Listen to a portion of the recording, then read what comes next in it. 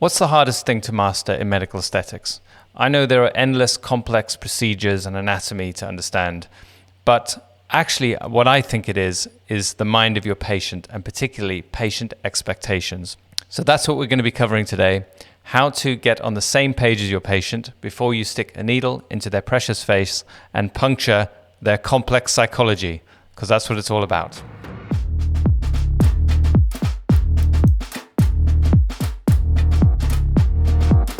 So we've been surveying our audience and getting questions from you guys, and one of the most common questions we get is, how do we prevent underwhelm? Because your patient has an image in their head. Quite often, particularly younger patients, are very excited about what's attainable, and they carry that excitement into the room, and they really are hoping for the best, and in many ways expecting the best, and you have to then somehow align them with what's actually possible. So how do I do that in my clinic?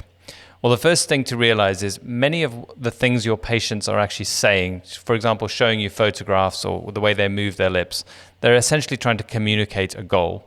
And that's fine, that's what they should do.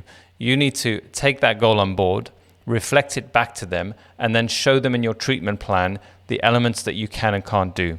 Because the truth is, we can always get closer to the aesthetic goal. Even if they want to look like Angelina Jolie and they've only got thin lips, you can still edge people closer to that goal, but you just have to be clear that you will not actually achieve it.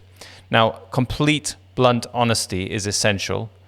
And sometimes with a very excitable patient, I'll recommend doing that first and just basically completely destroying all hope before you then rebuild the hope that in what you can actually achieve. So you straight away say, obviously, Angelina Jolie has very different anatomy to you, so we will never get you to look like that. You do understand that. Most patients actually do understand that. They're just hoping you can do more. So first, it's leveling the expectations down to nearly nothing. That's absolutely not attainable. But then you start to pick out the details of what they've said and explain what you can do. So I can't get you to that, but let me show you how I can get you closer. A lot of patients really just want to get closer to their ideal. A lot of life's like that. You never get it exactly how you imagine, but as long as you're on the route and getting closer to it, you're often really happy. So as long as you make that the goal of your treatment, which is to get them closer, not to an absolute endpoint, but closer to it, and they understand that and are happy with that idea, then most patients, I find, are actually quite happy with the result, even if it isn't the same as the picture that they brought.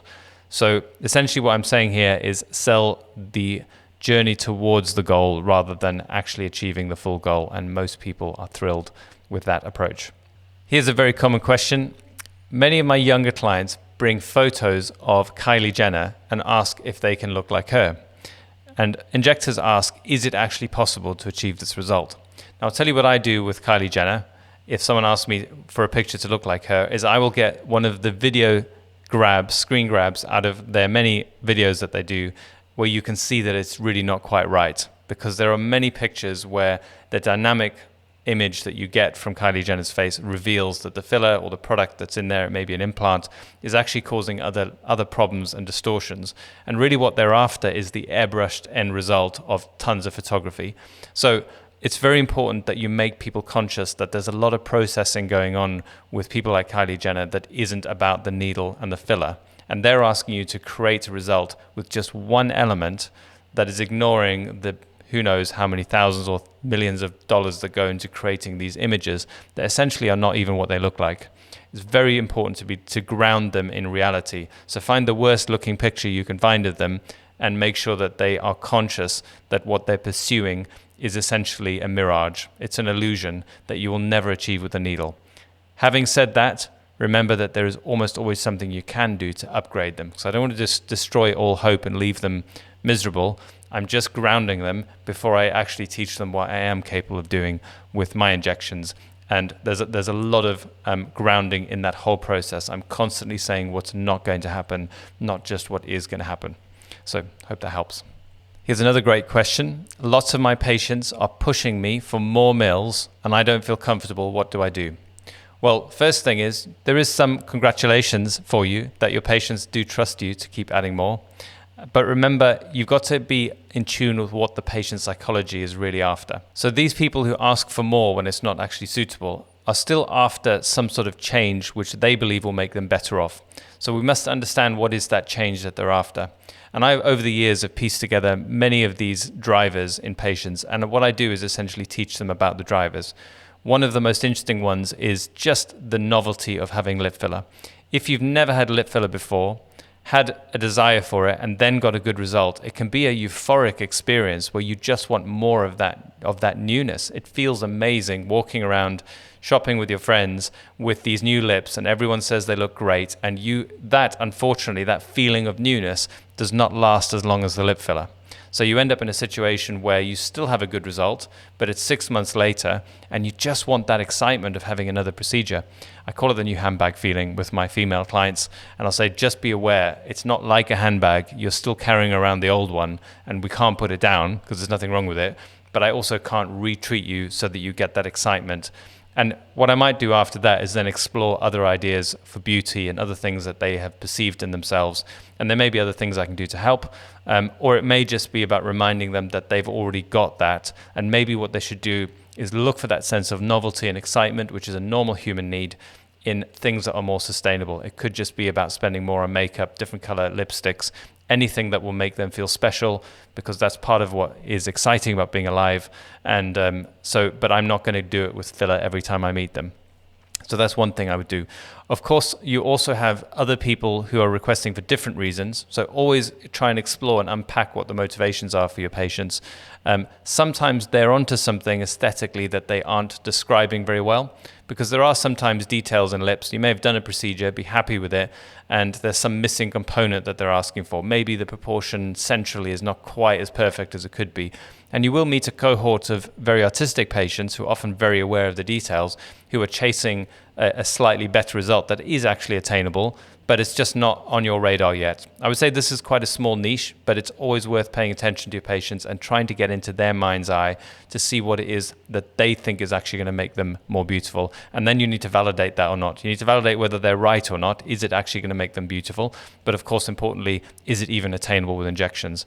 If those two criteria are met, then you could do a procedure, but often one of them isn't, and then you just need to explain why it's not worth putting another needle in. Of course, finally, you have dysmorphia. So for me, the key part of dysmorphia is that patients, no matter what you do, are never happy. So I will often say that to people. I only do these procedures to make sure that you're happier and healthier. So if I do a procedure and it makes a good aesthetic difference, I need to see that you're behaving as a happier person too, and you are enjoying the result on some level, or it becomes risky for me to retreat.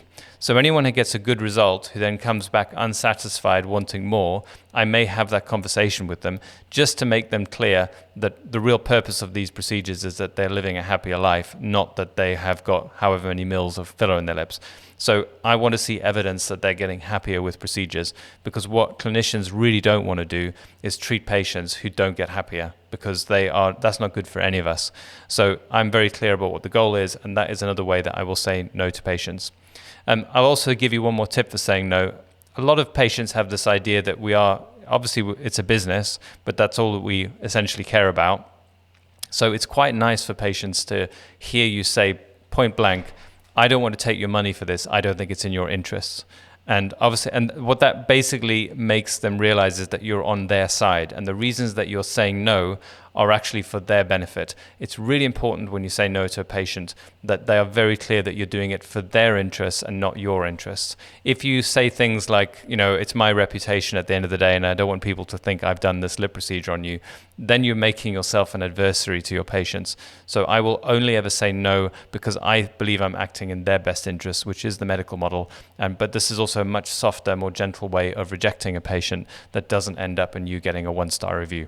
This question, very interesting. Someone says that they find it hard to achieve the patient's ideal shape when they're presented with a patient who doesn't have lips that are actually like that. So this is the gap between what the patient's hoping for and what they've actually got. And there are two elements to this. First is you can just simply realign their expectations. But another interesting thing to think about is, are you actually technically good enough to get the best out of those particular set of lips. So this actually relies on getting a concept of what the technical core of injections are. Every move you can make with a needle or every product that you can use to inject has certain qualities that enable you to get closer, depending on how you use them, to the aesthetic goal. So the first thing before you realign your patient's expectations around your technical capabilities is to actually challenge yourself. Can you actually design a lip treatment that will get someone closer? So obviously no one is able to do everything like you could on Photoshop, for example, but you can definitely get closer by breaking the lips down into very fundamental components. So we've got fundamentals of the aesthetic, fundamentals of the anatomy, and fundamentals of your injection technique and products. And all of that, if once you understand that core, you can really design much better lip treatments. In fact, that just reminded me, I actually have a webinar where I'm going to discuss a new structure I've developed, a new approach for treating lips that essentially breaks this all down into really fundamental components that enable you to become a designer of lip treatments rather than just an executor of other people's treatment strategies. So this is the difference between lip technique and lip design. It's a new concept, and I think it's really fundamental to becoming a great injector. So we'll put the link in this show. You can click on the link down below. You can sign up, and I will teach you this new structure in a new free webinar, which I have launching.